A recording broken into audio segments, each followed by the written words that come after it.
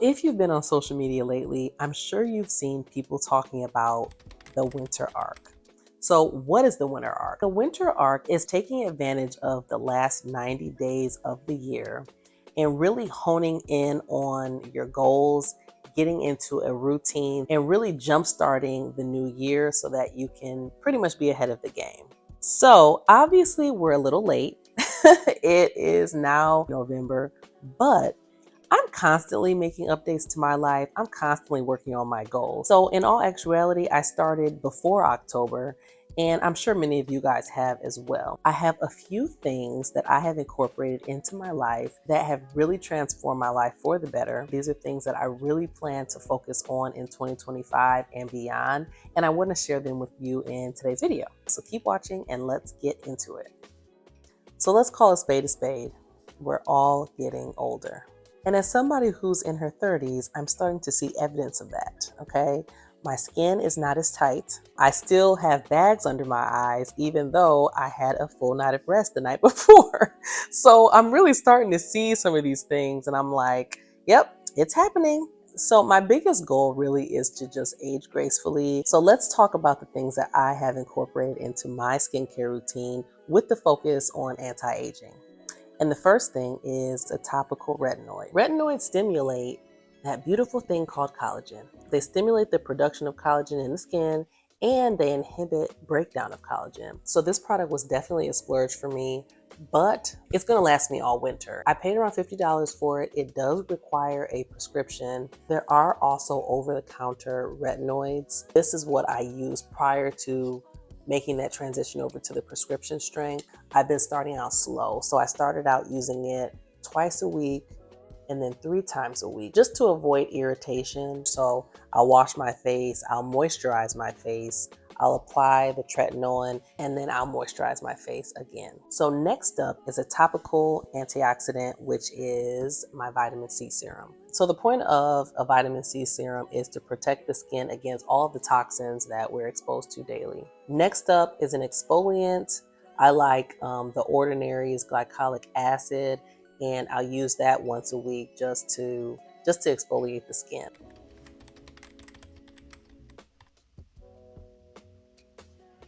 So a few other things that I'm doing for anti-aging is 1, I'm trying not to sleep on my face anymore.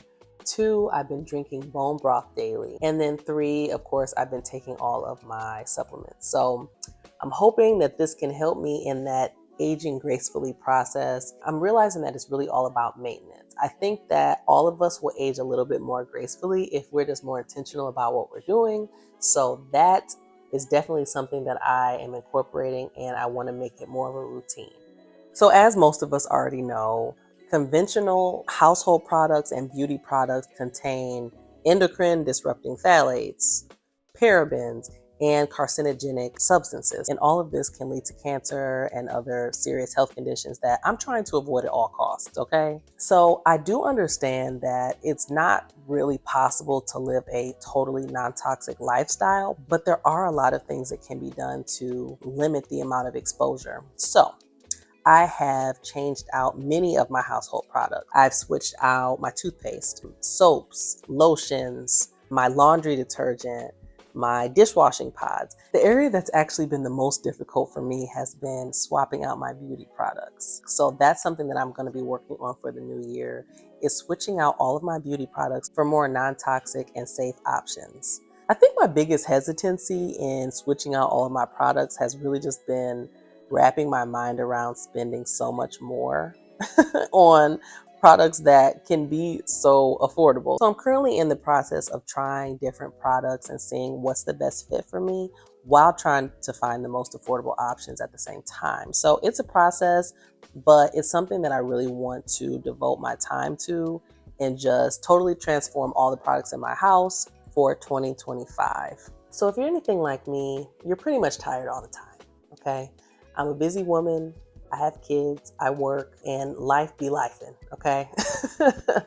But I really had to sit back and realize what I was doing to myself. And I was the cause of my fatigue. I like to stay up late because after I put my kids down to bed, There's so many things that I'm trying to accomplish. And then I like to wake up early and get to the gym and work out. So staying up until midnight and then trying to get to the gym by 5 a.m., it just doesn't work. So I have come to the conclusion that I need to get to bed earlier. So working on my sleep habits has been a focus of mine. And I actually can say that I'm starting to feel better. I'm starting to feel more rested. And that has turned me into a more productive person and honestly a happier person. So I've come to the conclusion that anything over 73 degrees in my house, I cannot sleep. This especially goes out to all of you people who live with other people who like to make adjustments to the temperature in your home. And that is, you got to be intentional about setting the temperature before you go to sleep. The next thing that I do is I actually have a winding down routine now. So some suggestions to help wind down. Stop looking at screens an hour before going to sleep. So it's really a way of prepping yourself for sleep instead of going from stimulation, okay, sleep, and expecting that that's going to work, because it really doesn't. So what I do now is I turn off screens. I stop looking at screens about 45 minutes to an hour before going to bed. I'm not laying in bed anymore scrolling. In fact, I put my phone all the way across my bedroom on my dresser. I set my alarm, I set it down, and I don't touch it all night. And honestly, that actually has been very helpful for me because I don't have access to my phone right on my nightstand where I can just pick it up and start scrolling. And before you know it, it's been 45 minutes to an hour and you're not getting your sleep. I'll sip a cup of tea. So this is the first type of tea that I love to drink, you guys. It's called Kava Stress Relief Tea. And I usually put 2 tea bags in a cup and sip this just to get myself ready for bed. My second favorite type of tea, which also tastes better than that kava tea, is this peppermint tea here, which I also love, and it helps me feel really relaxed before going to sleep. I'll make sure I'm nice and lotioned up, because if my feet are dry, I am not sleeping. It's something about dry feet that really piss me off and make me unable to sleep. So I moisturize my feet. I'll make sure that the environment is peaceful and quiet and the lights are dim. And I'll really just kind of set the mood for myself for sleeping. And I'm finding that it does help me fall asleep faster. So something else that I am considering that I've really heard great things about is incorporating magnesium as a supplement before going to sleep. Based on everything that I've researched, it does aid in your sleep quality, so you'll have a deeper and more restful sleep, and it does help in actually falling asleep. So that's something that I am considering, adding that into my supplement list, cutting out alcohol, wine in particular, before going to sleep. So more restful sleep is definitely the goal, and it's something that I honestly believe will transform how we feel and how we navigate through life. So something else that I've really been working on is becoming more self-aware. More specifically, evaluating some of my negative behaviors and changing them altogether. So the first thing that this requires is actually identifying what those negative behaviors are. And I'm going to tell you some of the ones that I've been working on. But a way that you can do this, and you can't be sensitive about it and get your feelings hurt, but it's to talk to the people who are closest to you. So having an honest and transparent conversation with whoever is in your life who's closest to you, whether that is a close friend, your significant other, one of your parents, one of your siblings is actually a really good one. But sitting down with them and asking them, what are some things about my personality or some of my characteristics that you've noticed that are negative, or things that you think I should change that'll make me a better person? And really just sit down. Don't get defensive, but sit down and listen to those things and really think about them. Don't just disregard what the person says. Really write them down. And it really would help to talk to more than one person and see if they say any similar things, because that means they're very likely to be true. And these are things you really need to work on. So I'm going to give you guys an example. So this is something that was actually pointed out to me in counseling, and that is that I stonewall. And the way that I would stonewall is after a conflict, I would just totally shut down. Don't bother saying a word to me, because you're going to get a 1-word, maybe a 2-word answer if you're lucky, or I'm just completely going to ignore you and we're just not talking.